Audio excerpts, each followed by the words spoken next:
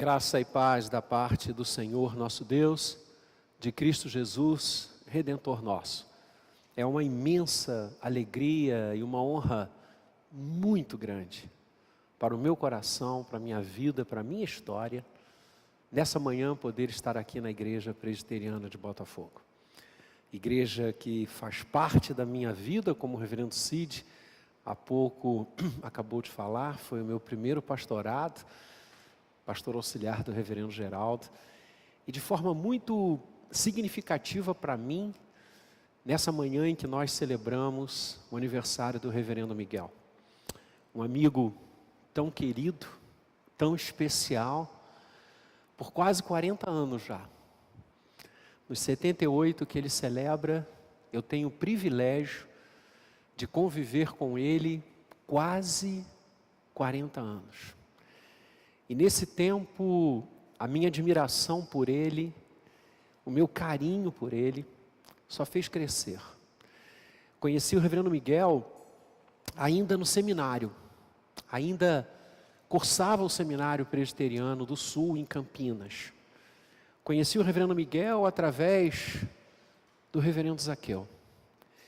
E é impossível, reverendo Miguel, vê-lo, estar consigo e não lembrar do reverendo Zaqueu. Alguém que continua a nos influenciar. Reverendo Zaqueu é, como o autor de Hebreus define, aqueles que, não obstante, já tendo partido, as suas obras nos alcançam, as suas obras nos edificam. E conviver com o reverendo Miguel, com Ana, com André, agora no Mackenzie, com Verinha, com Wagner, conviver com essa família, que de uma forma muito especial para mim, no ano de 83, me adotou. Quando eu estava no último ano do seminário, o reverendo Zaqueu pastoreava a igreja da Tijuca, e ele me fez o convite, meu tutor, designado pelo presbitério naquele ano, para viver a igreja da Tijuca. E que tempo delicioso, não foi, reverendo? Que delícia aquele ano de 83. Quantas coisas maravilhosas Deus fez. E eu literalmente me mudei para a casa da família. Passava os finais de semana junto com André e Gustavo, vivendo a alegria e a dinâmica da igreja da Tijuca. Almoçamos juntos tantas vezes, jantamos tantas vezes, conversamos tantas coisas, fomos para o sítio tantas vezes juntos, cantamos enrolados em cobertas por causa do frio, com tudo apagado, para que víssemos a beleza das estrelas. E o reverendo Zaqueu puxava o canto, Dona Vera junto. Que tempo maravilhoso. É um tempo que nos alimenta, a sua recordação, lembrar-me do carinho de Dona Vera e reverendo Miguel, algo que sempre me marcou muito, querido, é que eu acho que nunca ouvi o Senhor chamar Dona Vera a não ser por mãe, a não ser de mãe. Nunca o ouvi. Na intimidade do lar, na alegria da igreja, nas brincadeiras do sítio, era sempre mãe, porque de fato Dona Vera é assim mesmo. E eu fui acolhido por essa casa. Por isso, reverendo Cid, muito obrigado. Na verdade, não é um presente para o reverendo Miguel, é para mim. É para mim. Estar nessa igreja também é um presente. Quero abraçar na pessoa dos seus pastores, trio que amo e admiro tanto, do conselho. E eu só não estou aqui para votar dia 16 porque eu não posso, senão eu estaria para votar novamente em você, querido, para presbítero. Tantos anos também que a gente caminha juntos, né? Desde a UPA lá da Igreja do Rio, coisa linda. Deus abençoe muito. Alegria de poder ver Duzi. Também partilhamos na Gávea. Essa manhã aqui é uma manhã de histórias, é uma manhã de vida. Que coisa maravilhosa. E comecei meu pastorado aqui. Hoje de manhã falava com minha esposa, o Alame, dos nossos primeiros movimentos aqui. Meu filho mais velho nasceu aqui, não é? Eu vim para a igreja de Botafogo e a emoção toma conta. Logo depois de ordenado. Fui ordenado em 85, fiquei um período com o reverendo Elias, que tanto amei também, e tanto foi importante para a minha vida. Celebrou meu casamento junto com o reverendo Geraldo, o reverendo Guilhermino. E vim trabalhar em 86 aqui. Chegamos em 86. O Alame gestante. E reverendo Cid, que igreja carinhosa. Que igreja carinhosa. Nós nos recordamos até hoje, eu e o Alame, as crianças, lógico, muito pequenas, não lembram mais, como essa igreja nos abraçou. Nós éramos muito novos, não é? E essa igreja foi de um carinho, de uma atenção. Me lembro quantas vezes o reverendo Vlá nasceu um pouco antes, né? Quase 2 meses antes. E é como a SAF ia lá em casa para nos visitar, para levar coisas. Ligava para o Alame, saber o que ela precisava, o que estava acontecendo, se estava tudo bem. São coisas que não passam.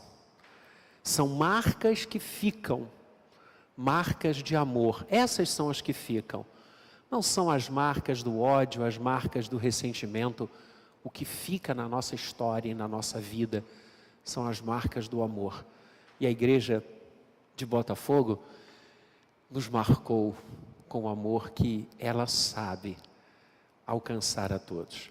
E os 2 anos, reverendo Cid, que eu passei aqui, foram também muito especiais para mim, porque foram os anos da reforma. E eu peguei essa reforma, toda ela.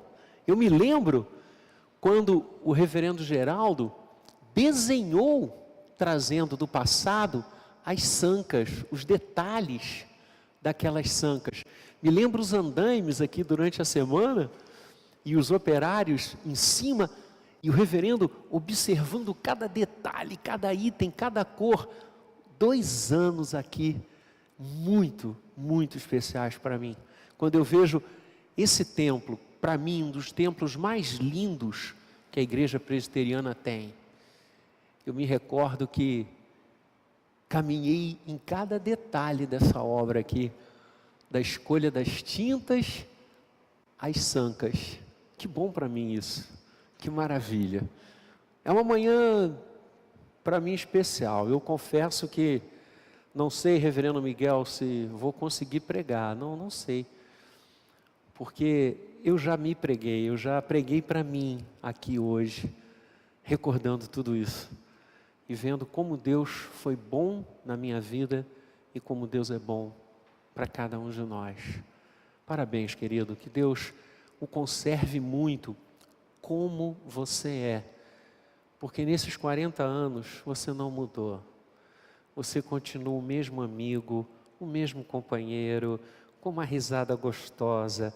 O abraço e o beijo que o reverendo Cid falava aqui é a sua marca. É a sua marca. Nós trabalhamos juntos em Copacabana 3 anos como pastores daquela igreja. Todos os dias, quando eu chegava, eu recebi o seu beijo. Nunca me esqueci disso. Nunca me esqueci disso. A sua atenção com a gente, hoje de manhã, meus filhos, não estou brincando, eles fizeram fila para que eu trouxesse o beijo para você. Você é muito amado por nós. Você é muito amado. O Ala me disse, eu quero estar lá. Eu falei, mas a gente não está com presencial. Ela disse, então transmita o meu beijo. Miguel e Ana são muito especiais, são mesmo. Que Deus o conserve assim. E com certeza será, porque o Senhor é bom demais. Deus o abençoe. Quero ler a palavra, se conseguirei, nessa manhã, porque pensar na vida do reverendo Miguel é pensar no ministério. Não há como dissociar a pessoa, a imagem do reverendo Miguel que não seja no pastorado, no ministério pastoral. Deus o distinguiu com esta marca. Há muitos pastores que nós conseguimos vê-los e imaginá-los em outras atividades, não com o reverendo Miguel. O reverendo Miguel, ele nos sinaliza com a sua fala, com o seu gesto, com a sua presença em pastorado, em cuidado com a igreja, em amor ao rebanho. E é por isso que eu quero trazer a fala de um pastor nessa manhã em que celebramos o aniversário do nosso pastor. Uma fala de um pastor sobre o ministério, porque é exatamente isso que nós estamos celebrando hoje, a vida de um ministro. Quero que você abra comigo no livro de Atos, logo depois dos Evangelhos, o livro de Atos, o primeiro livro de história da igreja. O primeiro livro onde o Senhor inicia a nos contar os atos dos apóstolos por força e influência do Espírito Santo. Então, eu prefiro chamar este livro, como alguns manuscritos antigos trazem a apresentação desse texto. Na verdade, esses manuscritos fidedignos não trazem Atos dos Apóstolos, trazem Atos do Espírito Santo através dos apóstolos. Porque é exatamente assim. Nós agimos por ele, por influência e por bênção dele. Atos capítulo 20, discurso de Paulo aos presbíteros de Éfeso, em Mileto, no porto de Mileto. E de forma muito significativa, esse capítulo é o último capítulo em que Paulo fala livremente. A partir do capítulo 20 até o fim do livro de Atos, que não se distancia tanto assim, mais 8 capítulos apenas, Paulo só vai falar já sobre a prisão, já sobre a égide de Roma. E nesse capítulo 20, que é uma peça maravilhosa da visão pastoral de Paulo, da visão ministerial de Paulo, ele rasga o coração com esse grupo de amigos, que eram os líderes da igreja de Éfeso, onde Paulo havia ficado durante um período grande do seu ministério. É interessante que quando lemos sobre a vida e as atividades de Paulo, nós vamos perceber que Paulo, ele não parava, ele ia de cidade em cidade, como Lucas nos narra, pregando, confirmando, elegendo oficiais para a igreja. Mas em Éfeso ele se detém um tempo maior, ele fica um pouco mais de 2 anos, o que era uma raridade no ministério de Paulo, ensinando na escola de Tirano, dia após dia. E esses homens, os quais ele chama para estar com ele em Mileto, gozavam de uma proximidade muito intensa com Paulo. E não é à toa, e exatamente por isso, ele abre o coração para estes homens. E graças a Deus nós temos o registro desse capítulo. E no verso 24, poderíamos destacar tantos versículos desse capítulo, inclusive o grande verso 28, para mim um dos mais lindos da teologia paulina, quando o apóstolo Paulo diz, para os pastores com quem ele estava falando, porque os presbíteros, antigamente e hoje, exercem o pastoreio sobre a igreja também. Ele diz, atendei por vós e por todo o rebanho sobre o qual o Espírito Santo vos constituiu bispos, para pastoreardes a igreja de Deus, a qual lhe comprou com seu próprio sangue. Toda a teologia ministerial, vocacional, está fincada nesse versículo 28 de Atos 20, um versículo trinitário. Há passagens maravilhosas nesse capítulo, mas eu quero focar nessa manhã e já peço perdão pelo alongar do tempo, mas pregador visitante pode. Pregador visitante pode. Se bem que o reverendo Cid pregou neste mês passado, que nós fizemos aniversário, lá na igreja do Jardim, 26 anos, ele nos deu a honra de ser um dos pregadores do mês, e eu quero dizer a ele que eu fiquei aguardando o triplo da mensagem, porque estava tão boa, que eu queria que você tivesse continuado muito tempo, mas como bom ministro e pregador, ele pregou no tempo que deve. Eu não, eu vou extrapolar isso aqui hoje, já peço escusas, já peço vênias de antemão. Quero ler com você o verso 24, onde o apóstolo diz: em nada considero preciosa para mim mesmo a vida, contanto que complete a minha carreira e o ministério que recebi do Senhor Jesus, para testemunhar o Evangelho da graça de Deus. Vamos orar? Feche os seus olhos. Pai querido, graças nós te damos pela tua palavra viva e eficaz, apta para discernir os propósitos e as intenções do nosso coração. Fala ao nosso coração, guia-nos agora, quando em Cristo ousamos abrir a tua palavra, lê-la e nela meditar. Molda a nossa vida segundo o teu querer, para a glória de Jesus. Amém. O apóstolo Paulo foi um grande pastor.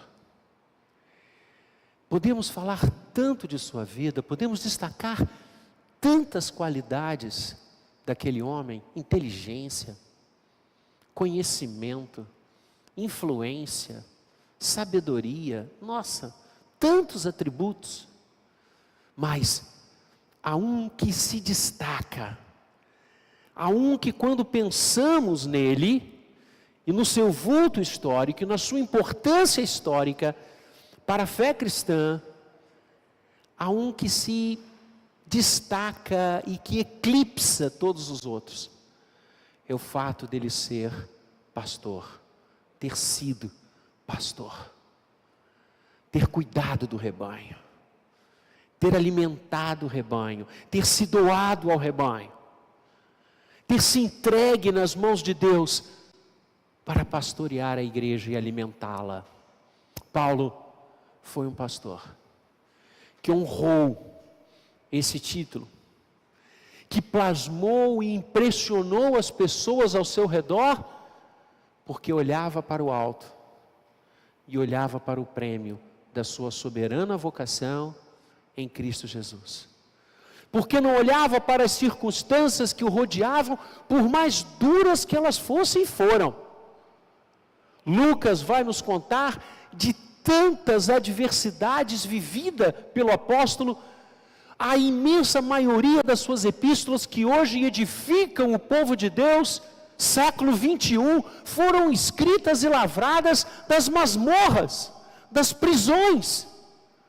Perseguido primeiro pelo povo judeu, depois pelo povo romano, Paulo não se vergou às dificuldades, não reparou na força do vento como fizera Pedro, mas, como ele mesmo dizia, eu sigo olhando firmemente para aquele que me comprou, para aquele que me remiu, e a vida que eu tenho é para ele. Isso é ser pastor.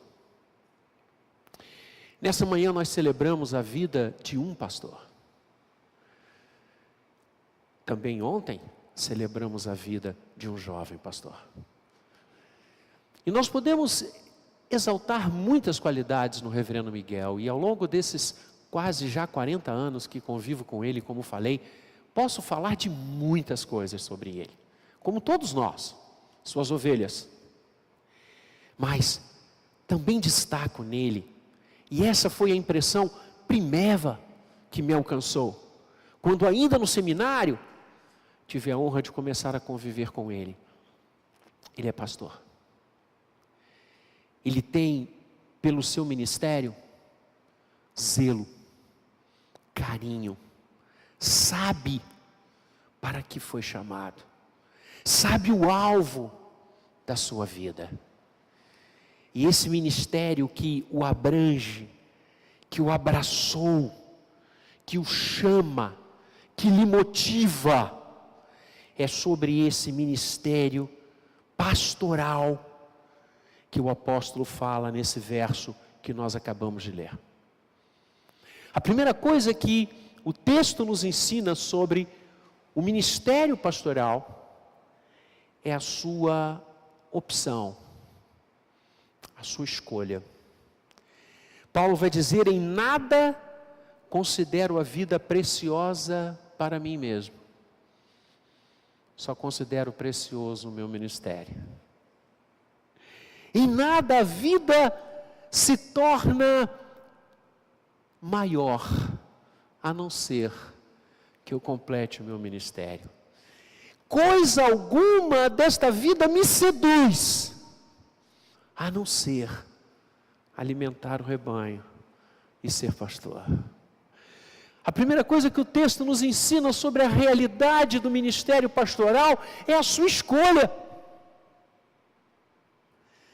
Aqueles que são chamados por Deus para pastorear o rebanho, optam favoravelmente a este chamado.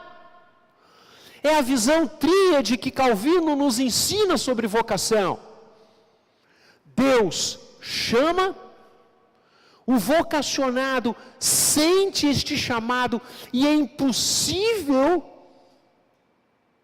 de dizer não a ele. E a igreja chancela esta vocação, homologa esta vocação. Aquele que recebe o chamado de Deus para pastorear o rebanho pelo qual o Senhor verteu o seu sangue, verso 28 que nós lemos. Aqueles que são chamados para se doar as ovelhas de Cristo, não tem como ser desobediente à visão celestial. Pelo contrário, o chamado de Deus entra explodindo, arrebentando, moldando, nos tirando das estradas de Damasco, nos trazendo para Ele, nos fazendo quedar-se de joelhos e dizer: eis-me aqui, envia-me a mim. Esta opção pelo ministério se torna algo tão concreto, tão cabal, tão verdadeiro, que aquele que responde sim ao chamado de Deus, e insisto, não há como responder não, só conseguem enxergar a sua vida sobre o prisma do pastorado, só conseguem se ver sobre o prisma do pastorado, ainda que exerçam alhures outras atividades quaisquer, todas essas atividades são refúgio, podem ser dispensadas a qualquer hora, exceto o fato de ser pastor. Porque para aqueles que optam pelo ministério na resposta ao chamado de Deus, estes não passam a ter um ministério, mas passam a ser o seu ministério. E é exatamente isso que nós vemos pela graça daquele que o chamou na vida do reverendo Miguel. Suas atitudes, sua fala, seu jeito amoroso, carinhoso, hospedeiro de corações, confunde-se de forma indelével com o seu chamado. E não obstante todas as competências e habilidades para exercer quaisquer atividades na sociedade, ele disse sim a Deus para ser pastor. E essa é a primeira característica do ministério pastoral, a sua escolha. Dizendo sim, respondendo a Deus, porque nós o amamos, porque Ele nos amou primeiro. E a gente só pode dizer sim ao chamado, porque ele vem primeiro.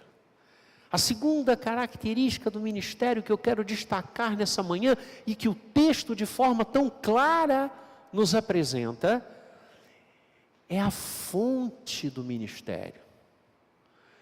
Quando o apóstolo diz que em nada ele considera a vida preciosa para ele, contanto que complete a sua carreira e o ministério que ele vai nos ensinar, recebi do Senhor Jesus.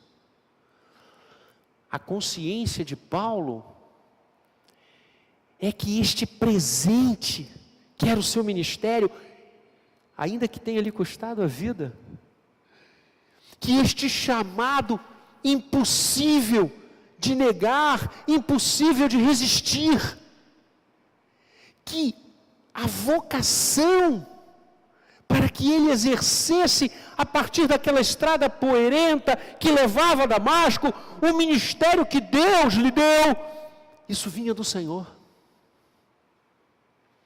Era do Senhor que emanava, que brotava como rios de águas vivas o seu chamado.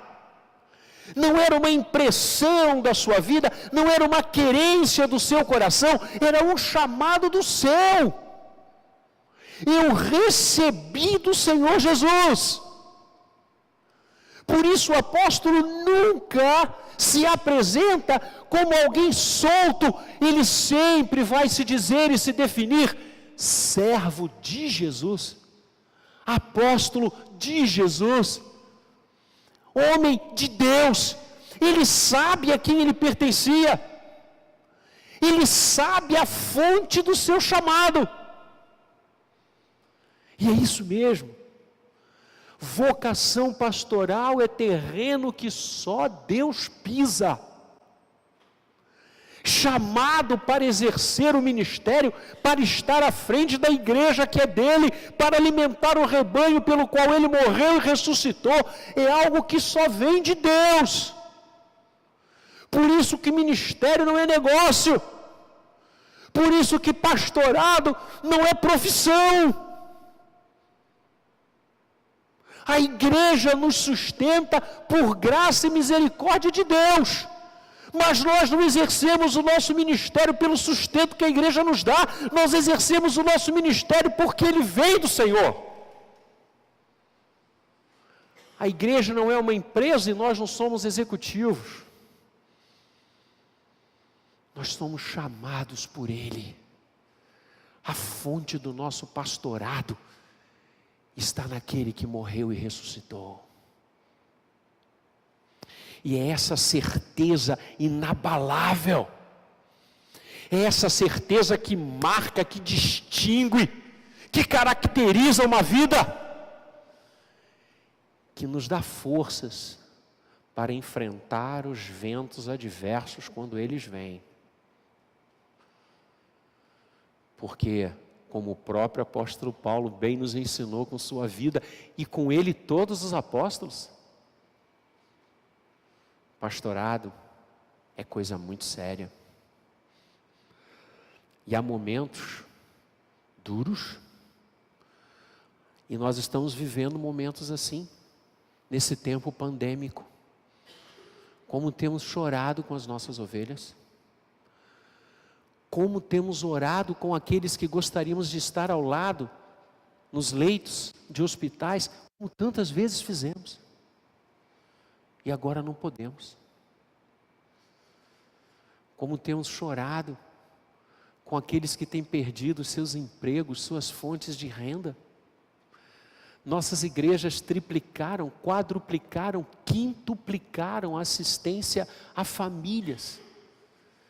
E eu glorifico a Deus, porque a igreja pode ser lugar das pessoas buscarem. Que bênção! Mas isso dói. Dói ver nesse tempo tantas pessoas se afastando da fé. E nós queremos ir atrás da ovelha que se desvia, da ovelha que sai do aprisco, mas como? A não ser pelos meios tecnológicos que ainda bem que existem. Ah, meus irmãos, ser pastor é chorar sim. E como temos chorado. Tempos difíceis, não apenas pelas enfermidades, mas também pelas resistências que a fé suscita no coração de tantos. E assim foi ao longo da história. Não apenas nos tempos bíblicos, não apenas nesse tempo, primeiro século, chamado Igreja Primitiva, narrado pelo livro de Atos, mas durante todo o tempo. E nunca é demais dizer que o livro de Atos não acaba, porque o capítulo 29 continua a ser escrito desde o final do capítulo 28, e só terminará quando ele voltar. E quando você olha para essa história, linda sim, de fé sim, você verá quantos sofrimentos, quanta perseguição foram impingidos e são impingidos em relação aos que creem. Ser pastor é estar ao lado deles e ser o primeiro na linha de frente. E o que então nos dará forças para continuar? O que então nos dará a motivação de não desistir? O que então nos fará levantar de manhã e já se colocar de joelhos diante de Deus? O que nos fará ir deitar, ainda que tarde da noite ou mesmo de madrugada, intercedendo e buscando a face do Senhor por tantos? A certeza de que o nosso ministério vem dele. É isso que não nos permite submergir. É a certeza de que aquele que nos chamou vai adiante de nós. É a certeza de que nem as portas do inferno poderão prevalecer sobre a igreja. É a certeza de que maior é aquele que está conosco do que aquele que é contra nós. Nesses primeiros 78 anos de vida, esse foi o sustento do reverendo Miguel. Porque esse é o sustento de todos nós, chamados pelo ressuscitado. A certeza de que o nosso pastorado vem dele. E aquele que começou boa obra em nós há de aperfeiçoá-la até o dia de Cristo Jesus. E finalmente, o texto avança a nos ensinar mais uma característica do ministério pastoral. A sua opção, a sua fonte e o seu propósito. Porque diz Paulo, arrematando esse lindo verso: em nada considero a vida preciosa para mim mesmo, contanto que complete a minha carreira, o ministério que recebi do Senhor Jesus. Para quê? Para testemunhar o Evangelho da graça de Deus. Qual o objetivo do ministério? Qual o propósito do ministério? Está aqui. Unicamente esse. Apenas esse. E não tenhamos dúvidas. O Senhor apenas nos constitui ministros para isso. Para testemunhar o Evangelho da sua graça. Para proclamar as virtudes daquele que nos chamou das trevas para a sua maravilhosa luz. Para ir de cidade em cidade, Judeia, Samaria e até os confins do mundo, como testemunhas dele, ensinando às pessoas tudo o que ele ensinou e recebendo-as pelo batismo, em nome do Pai, do Filho e do Espírito Santo. E esse é o propósito do pastorado. Esse é o objetivo de Deus, nos constituir antes da fundação do mundo. É isso que o verso 28 diz, que o Senhor nos constituiu bispos antes da fundação do mundo. O verbo usado aqui no versículo 28, traduzido nas nossas Bíblias por constituir, é o termo e verbo que o apóstolo Paulo usa para falar da predestinação para a salvação. A visão e a compreensão que Paulo está passando ali aos pastores de Éfeso é que o Senhor nos chamou na eternidade para testemunhar o Evangelho da sua graça. É para isso que a gente existe, é para isso que a gente vive e é para isso que a gente serve, e bendito seja o Senhor por isso. Não há outra finalidade no pastorado que não seja essa, e eu vou frisar e vou dizer isso à exaustão, porque é muito comum hoje em dia, aliás sempre, mas notadamente hoje em dia, você perceber lobos travestidos de ovelhas e homens que se locupetram do ministério para tantas coisas. Não. A nossa fala é a fala de Atos 20, 24. Eu sou o pastor.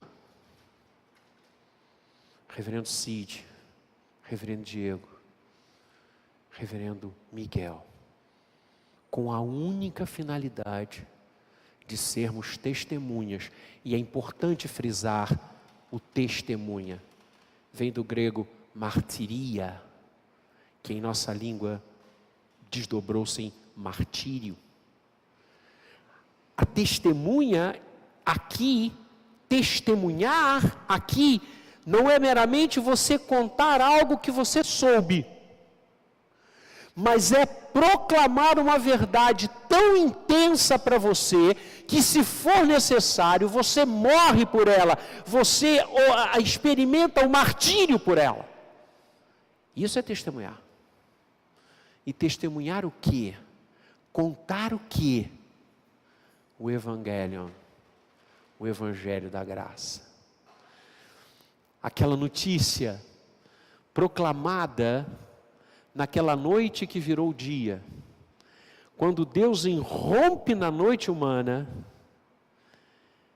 e traz o dia da graça,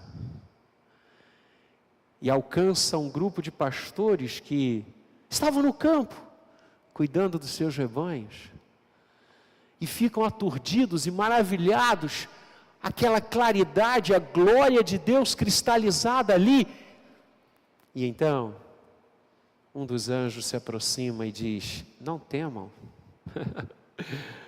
porque eu estou trazendo boa nova, Evangelion, que será de grande alegria para todo o povo, para todas as pessoas, para todos os povos, tribos, raças e nações. Hoje vos nasceu na cidade de Davi o Salvador, que é Cristo Senhor. Essa é a nova. Esse é o Evangelho é Cristo.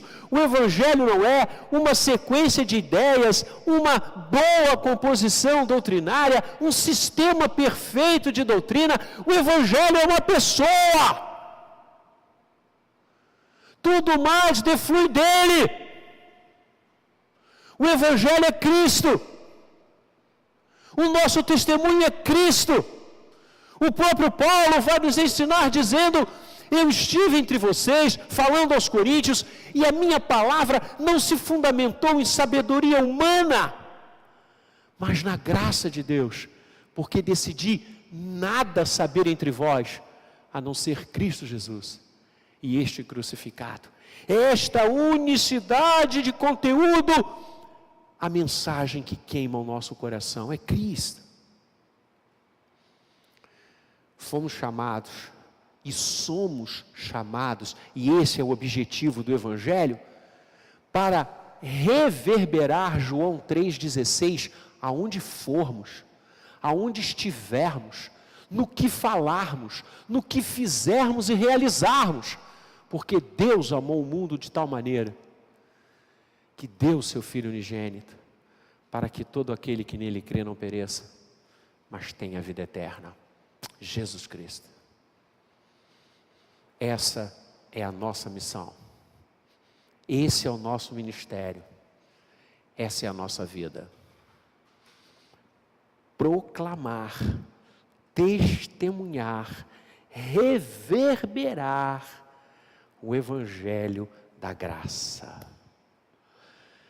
Graça que em Cristo nos reconciliou de uma vez por todas. Graça de Deus que em Cristo nos trouxe para casa de volta. Graça que atinge tanto o irmão mais novo quanto o irmão mais velho da parábola de Lucas 15. Graça que nos faz novamente compreender a vida, a história, o significado, a cor, o cheiro das coisas.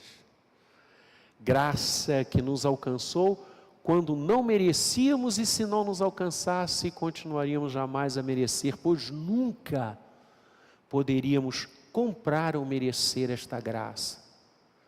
Graça que visita o cemitério das nossas almas e nos ressuscita para a glória de Deus. Esse é o nosso ministério, proclamar Jesus. E eu diria, e precisa de mais alguma coisa? Há 78 anos, muitos têm o privilégio, eu apenas nos últimos 40, de conviver com alguém que sabe que existe para falar de Jesus, que sabe que nasceu para isso, que foi formado para isso e chamado para isso. Ministério pastoral. Sua escolha? O sim ao sim de Deus? Sua fonte? O coração do Senhor? Seu propósito? Testemunhar a graça do Evangelho em Cristo Jesus. Que o Senhor abençoe o nosso querido pastor, o nosso amado pastor.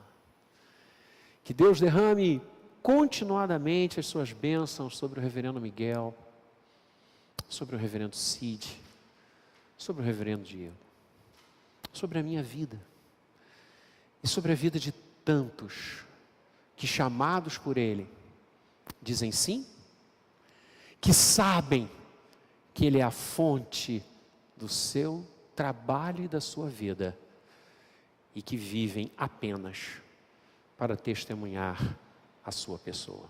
Que assim seja, em nome de Jesus. Amém.